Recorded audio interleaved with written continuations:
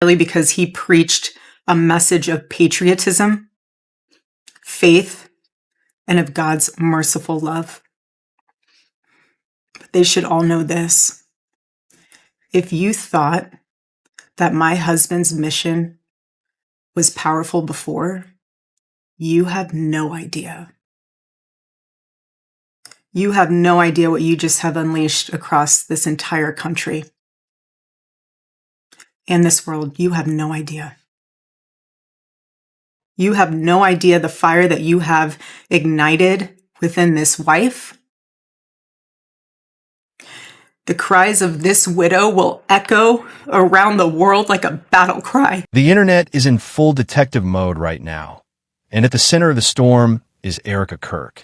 What started as a tragic loss has spiraled into one of the most unsettling internet investigations of the year.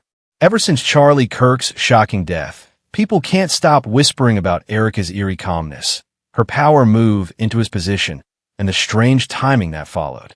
To some, it doesn't look like grief, it looks like a strategy. And when Candace Owens stepped in hinting at a full-blown government cover-up, everything exploded.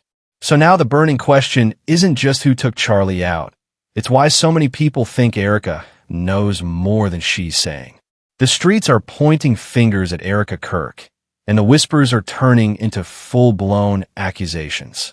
What started as a tragic loss has snowballed into one of the most unsettling mysteries the internet has ever dissected. People are replaying every video, every interview, every look she's given since Charlie's sudden death, and the more they watch, the stranger it gets. Because instead of a heartbroken widow drowning in grief, what the world is seeing looks more like someone holding all the cards. Calm, collected, poised, almost rehearsed. It's the kind of composure that makes you wonder if she knew something the rest of US didn't.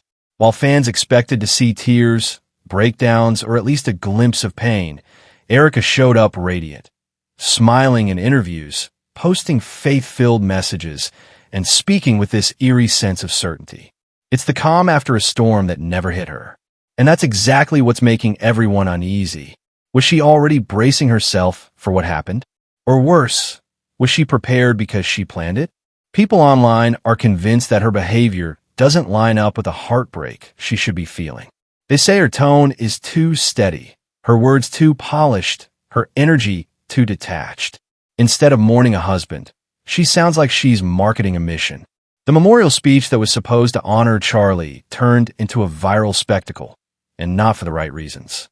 Erica stood before the crowd in full glam, glowing under the lights, speaking with fire and confidence instead of sorrow. Her voice didn't tremble once. Her tears never came. And the words? They didn't sound like loss. They sounded like a launch. She declared that Charlie's death had ignited a fire within her, and that the cries of this widow would echo around the world like a battle cry. To her supporters, it was powerful. To her critics, it was chilling. The moment she raised her head with that bold conviction, the comment sections lit up with one word: performance. The eyeliner was perfect, the hair was flawless, the poise was unshakable. And that's where the rumors began, that Erica's grief wasn't just calm, it was calculated. People couldn't help but ask, where's the rawness, the humanity, the pain? Most widows crumble under the weight of loss. But Erica seemed to rise higher, stronger, and more composed than ever before. Her smile didn't flicker. Her posture didn't falter. She didn't seem broken. She seemed ready. And when the person who benefits the most from the tragedy just happens to be the one smiling through it, you can bet the internet won't stay quiet for long. So now, everyone's asking the question nobody wants to say out loud. Did Erica Kirk really plot to take Charlie out? Just weeks after Charlie's death, the story took a turn no one saw coming. A twist that left even his most loyal supporters speechless. While the country was still processing the tragedy, Erica Kirk stepped forward and was quietly announced as the new CEO of Turning Point USA, the very organization Charlie had built from the ground up. It happened so fast that people barely had time to blink.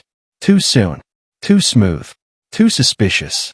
For a woman supposedly lost in mourning, she sure managed to land on her feet in record time. The timing couldn't have been more convenient. Not even 2 weeks had passed, and she was already sitting in the seat of power, running the empire Charlie left behind. And that's when the internet detectives started digging. Reports claimed that Charlie's estate, rumored to be worth over $12 million, had gone directly to Erica. Then, almost overnight, Turning Point began seeing a surge in donations. Millions pouring in from supporters moved by Charlie's death and inspired by his mission, a mission now fully under Erica's control. The optics didn't sit right.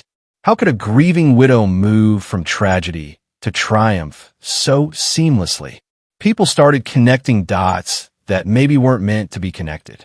A promotion, an inheritance, and a wave of new money, all while the investigation into Charlie's death was barely underway.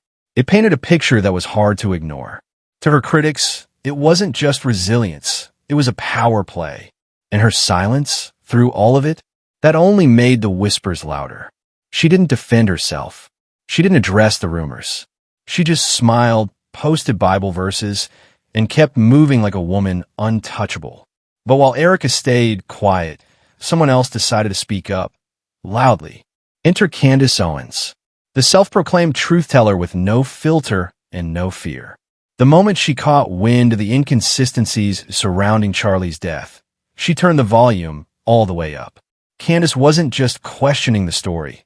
She was dismantling it piece by piece. On social media, she accused federal investigators of covering something up, saying that the official narrative reeked of manipulation. In one post, she wrote, "Something is very wrong. If you were in Utah and saw anything today, email me. This is personal." Her tone wasn't one of speculation, it was conviction.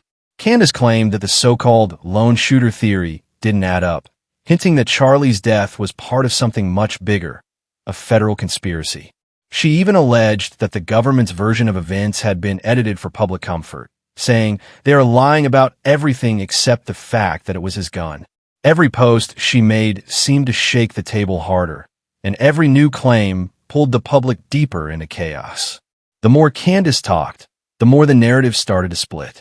On one side, Erica's carefully polished silence. On the other, Candace's explosive revelations. One woman holding the throne, the other holding the megaphone. Candace wasn't just demanding answers. She was throwing down a challenge to the FBI, the media, and even to Erica herself without ever saying her name. It was a cold war of words, one side composed, the other blazing. And as the truth got murkier, one thing became clear. Whatever really happened to Charlie Kirk, the story was far from over. Then came the part that made everyone's jaw drop. The FBI backtracked. After weeks of insisting that the suspect, Tyler Robinson, acted alone in Charlie Kirk's killing, federal agents quietly admitted that might not be true after all.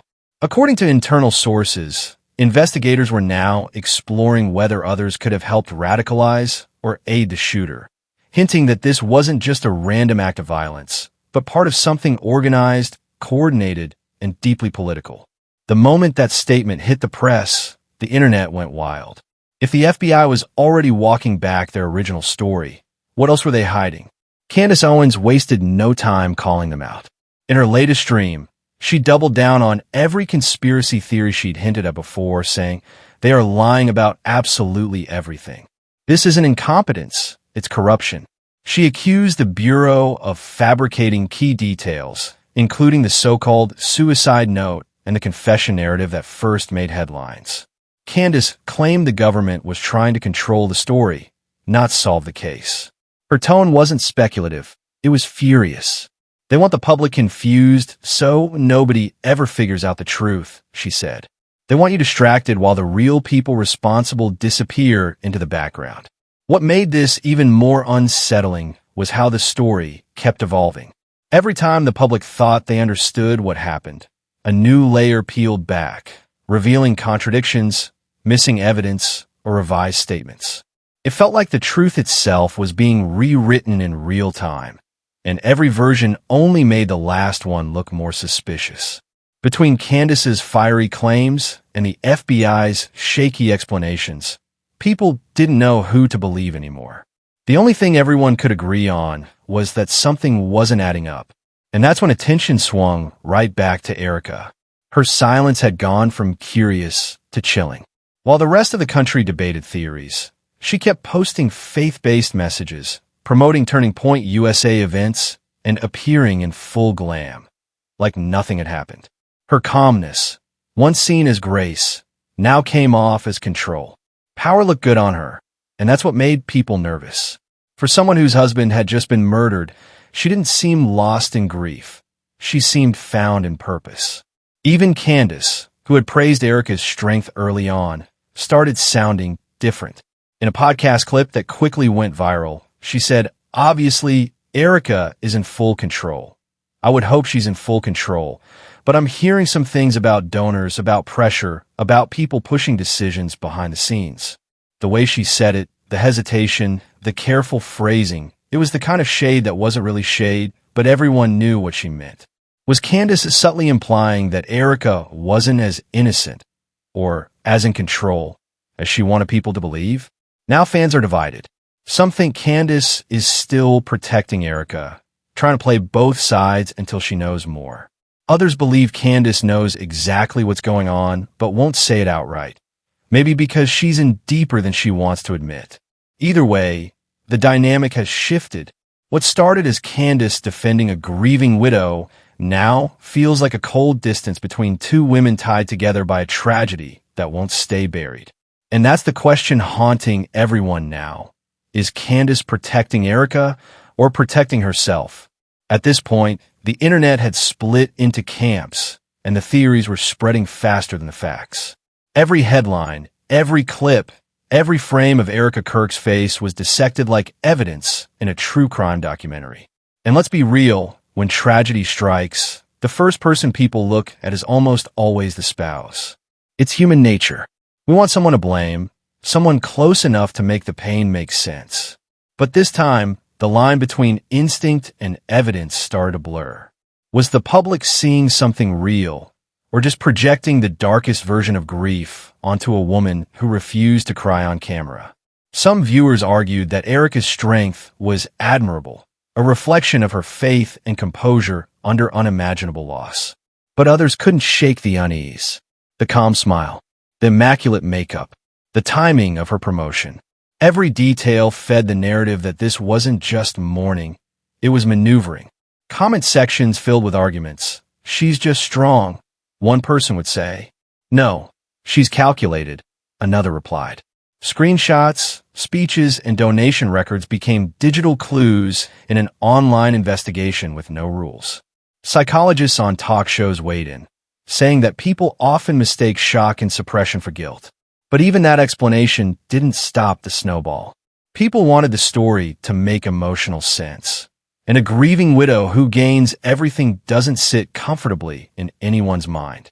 The idea that maybe, just maybe, Erica had planned it all was too dramatic to ignore, too cinematic to dismiss. And once that seed of suspicion took root, nothing she said or did could make it go away. As weeks passed, her silence only deepened the mystery. Was she ignoring the rumors because they were ridiculous, or because she couldn't afford to slip up? Even her defenders began to falter, saying things like, "I want to believe her, but something just feels off." It became more than a story. It became an obsession. And somewhere between grief and gossip, the truth got lost in translation. So now, the question that started as internet chatter has become something much darker. Was Erica Kirk just a heartbroken widow trying to stay strong, or the mastermind behind the perfect setup? What do you think really happened? Drop your thoughts in the comments, because this story is far from over.